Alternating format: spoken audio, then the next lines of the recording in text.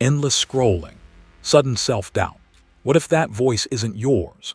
For 600 years they buried a revelation, Nag Hammadi texts of the Sethian Gnostics, exposing the alien god beyond the false creator and the archons that hijack your perception. If you uncover their technique, you stop feeding them and reclaim your mind. Are you ready to catch the thought that isn't yours? Ancient truth shatters all modern illusions. They told you your thoughts are private, that the life you live comes from choices you make. But what if those choices are being steered? What if the loops that hollow out your day were designed to harvest your energy? In the last section, we trace the map of the archons.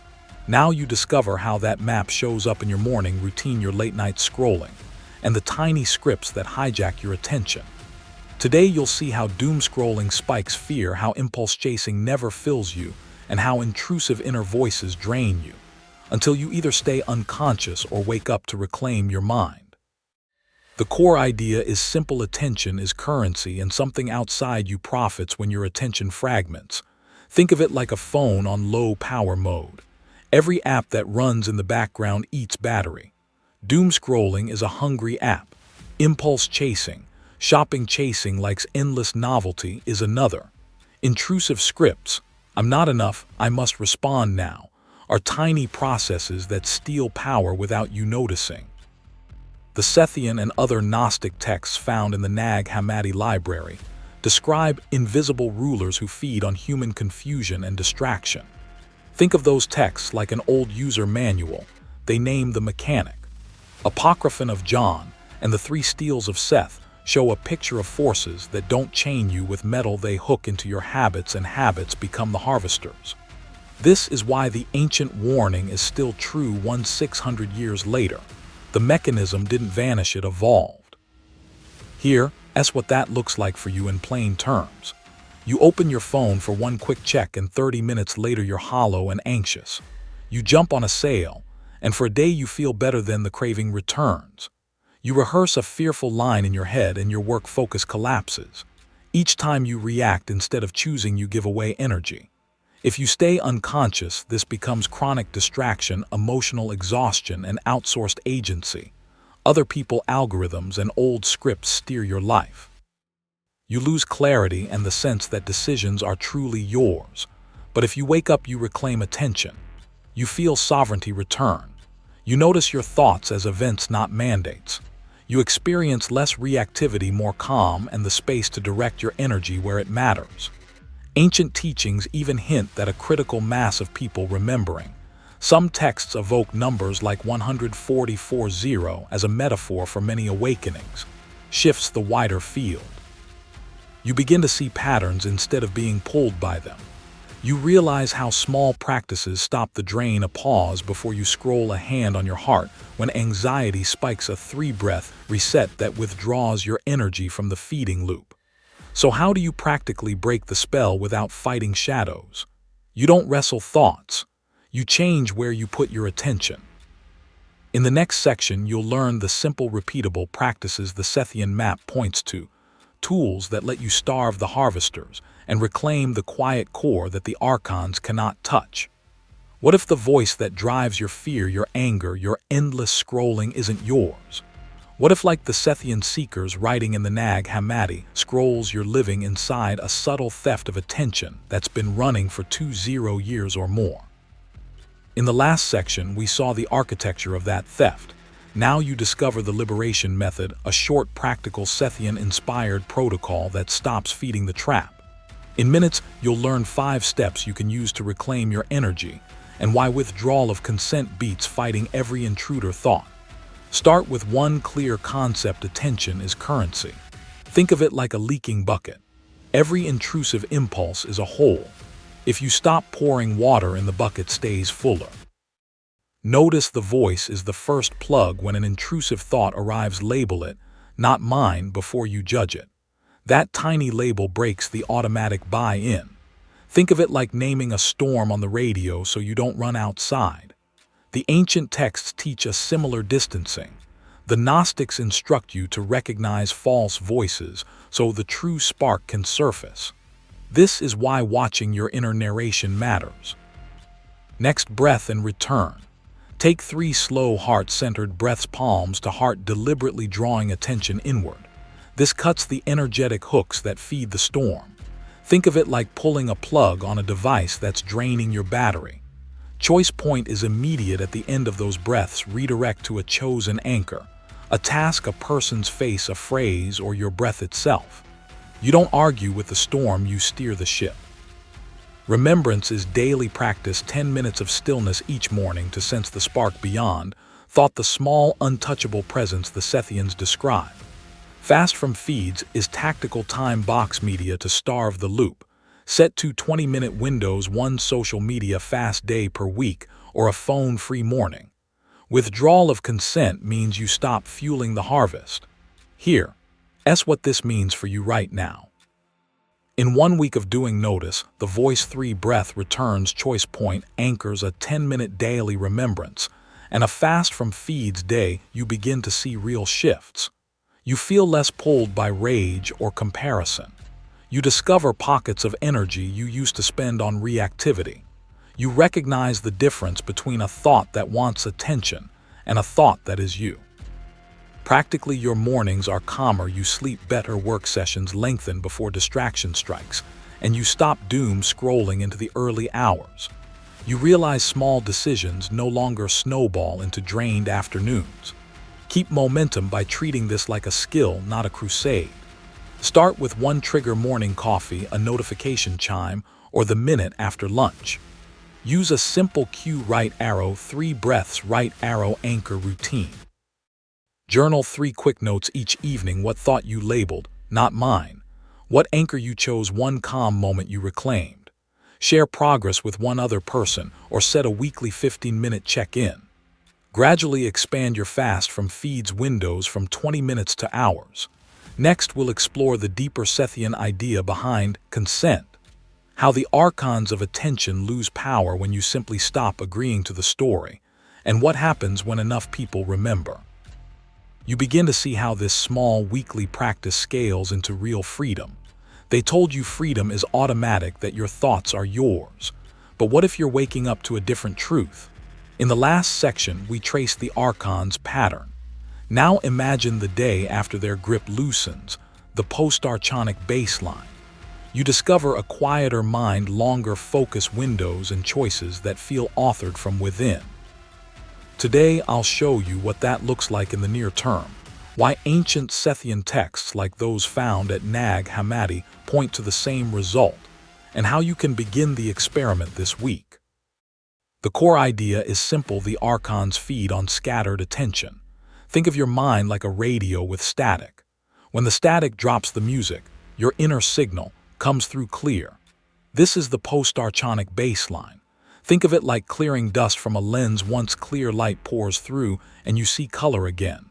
In daily life, that looks like fewer intrusive doubts, longer uninterrupted stretches of focus, and decisions that don't feel pulled by panic or habit. This isn't new. The Sethian seers write about reclaiming an inner authority.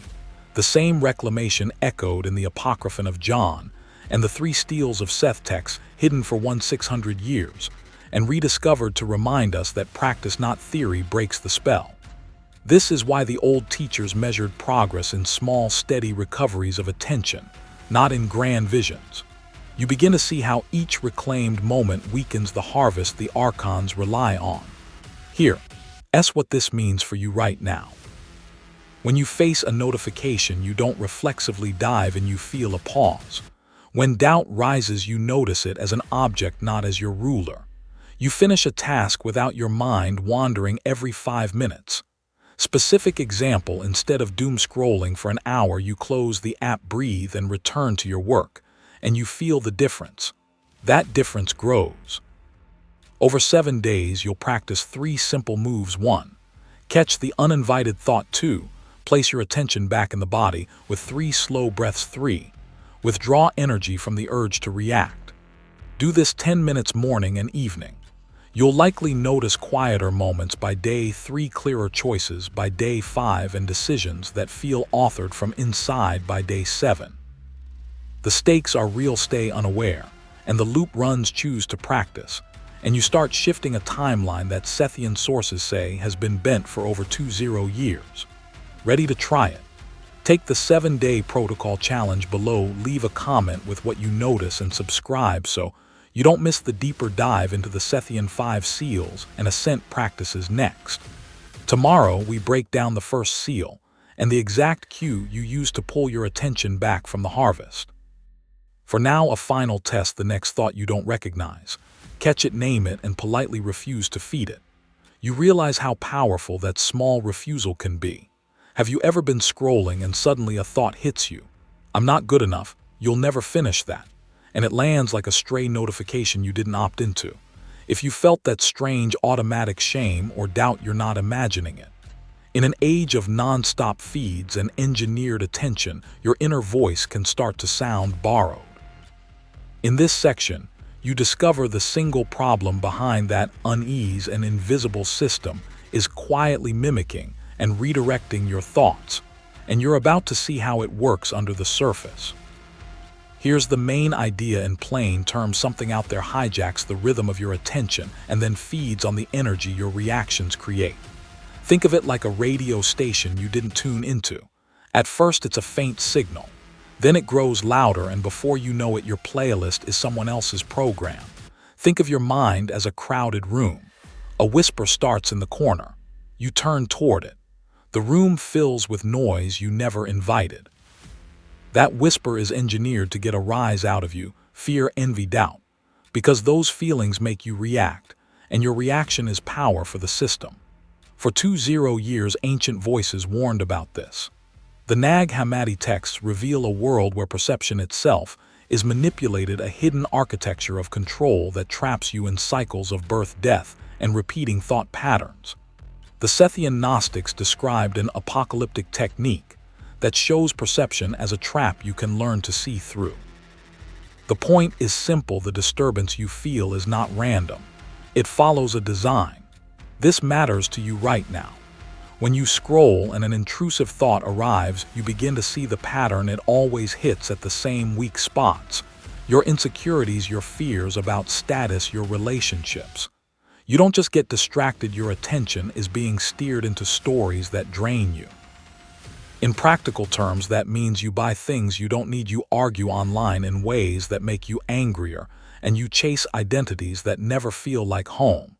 You feel exhausted because your energy is leaking into reactions the system wants. You realize you aren't just distracted, you're being steered. If you don't notice it, you keep feeding it. If you do notice it, you can begin to stop giving your power away. Next, we pull back the curtain on the mechanics. You'll discover the specific techniques used to mimic your inner voice, the historical clues the Nag Hammadi texts leave behind, and the first simple practices you can use to reclaim your attention. Once you begin to see the pattern clearly, you start to break the cycle, and that shift can change everything. There's something even more important here. This is how you answer a deeper question about who you are in a world designed to pull you outward. If you'd like to go even deeper into these hidden teachings, I've created a free ebook called Escaping the Illusion: A Gnostic Guide to Mastering Reality. It explores these ideas further and gives you practical tools for breaking free from iconic influence. You'll find the link in the description. Hidden in scrolls, symbols, and whispers, the Gnostics left warnings. The archons don't rule you with chains. They rule you with forgetfulness, with the stories you were given, with the thoughts you never questioned. But today something shifts because you've seen the game. The invisible prison only works if you believe in it, and every moment you return to your awareness, every time you pause and question the voice in your head, every time you reclaim your energy from fear, chaos, and distraction, a bar of that prison dissolves. And perhaps that is why you found this video. Something inside you has been waiting to remember. They told you the story of creation as simple and sacred, but what if that story is a cover? In the Sethian map, you discover a different architecture, a true transcendent alien god beyond the cosmos, beneath that a blind false creator, the demiurge, who thinks he is God, and under him the archons, a mechanism of control that shapes what you think you are. In Nag Hammadi texts recovered after 1600 years, these teachings are explicit.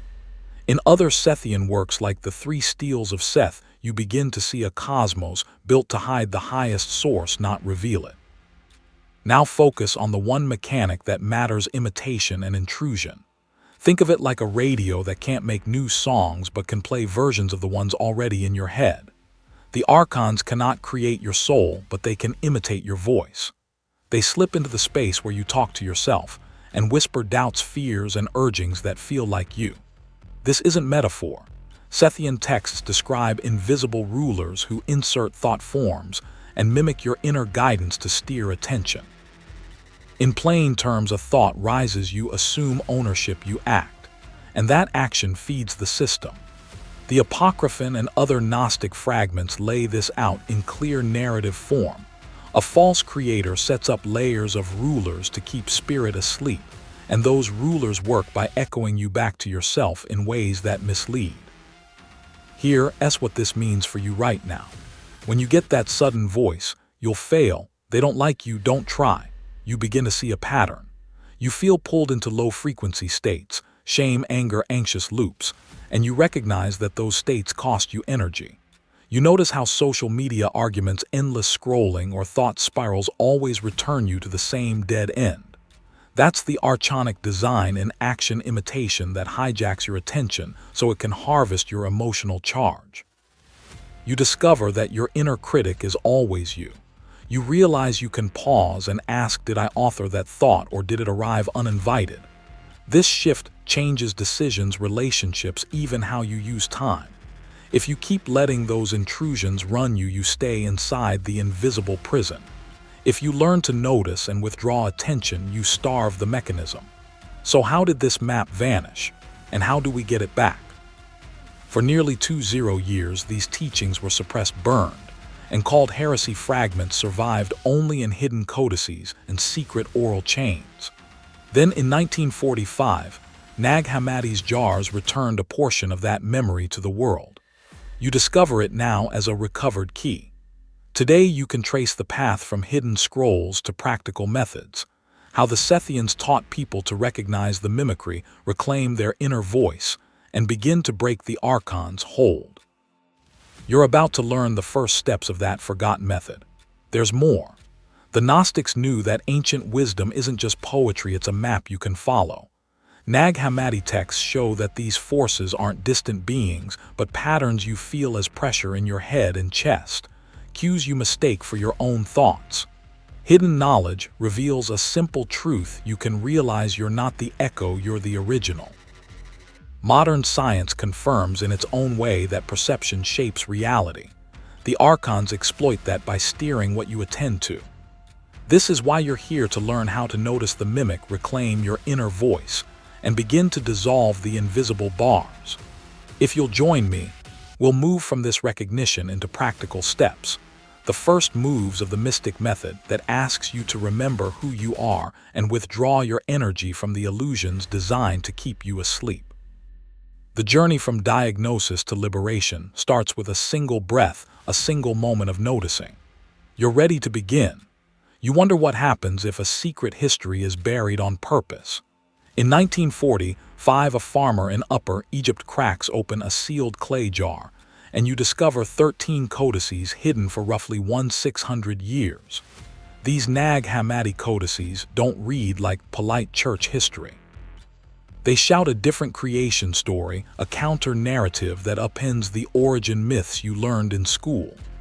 In this section, you learn who tried to bury that story, why they did it, and how fragments like the Apocryphon of John, the hypostasis of the archons, and the trimorphic protanoia kept the secret alive. The main idea is simple: power rewrites reality. Think of it like a town printing only one newspaper. If you control the paper, you control what people believe.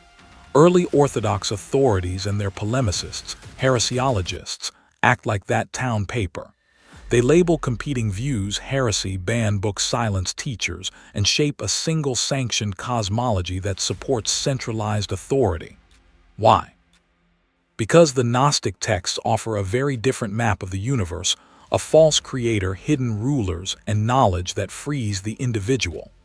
That freedom threatens institutions built on obedience. You can imagine the Apocryphon of John as a leaked blueprint of the cosmic machine, the hypostasis of the archons as a field report on the gatekeepers, and the trimorphic protanoia as a rebel manifesto of divine voice. These texts survive in Nag Hammadi as proof that the story didn't vanish. It went underground. This matters to you right now because stories shape your choices. For 20 years, when an institution controls the origin story, it also controls what counts as truth, who gets power, and what options feel possible. That's why you feel certain social norms as just how things are. This means for you when you question a dominant narrative, you step onto the same path the hidden authors walked. You begin to see how history, religion, and culture can be edited to protect authority. You notice how a single explanation dominates a debate at work, or online, how alternatives get dismissed as fringe, or how entire ideas vanish from classrooms. Recognizing this is practical. You notice when an argument relies on card-stacked facts. You learn to ask who benefits from one story, and to seek surviving fragments, the overlooked voices that reveal alternatives. If you ignore this, you remain inside the story others wrote for you. If you look, you reclaim choice. You begin to see how Nag Hammadi is not just archaeology but a wake-up call. In this moment, you sense the deeper question: could you wake up the parts of you that were hidden? For 20 years, the Gospels whispered a different metaphysical map, and today you can listen. Ancient texts reveal that the true source is not a distant, punitive God, but a presence inside you waiting to be remembered. The Gnostics knew this. Nag Hammadi texts show it. Hidden knowledge reveals it. Modern science can even point to how perception shapes reality if you know where to look. This is your invitation to uncover what has been kept quiet. In the next section, you'll dive into the Sethian Gnostics and the apocalypse of the alien god, the texts that make the stakes explicit and show the methods used to hide and reveal forbidden truths. Prepare to discover how those ancient cosmologies speak to the choices you make today. If you'd like to go even deeper, I've created a free ebook called Escaping the Illusion: A Gnostic Guide to Mastering Reality. You'll find the link in the description.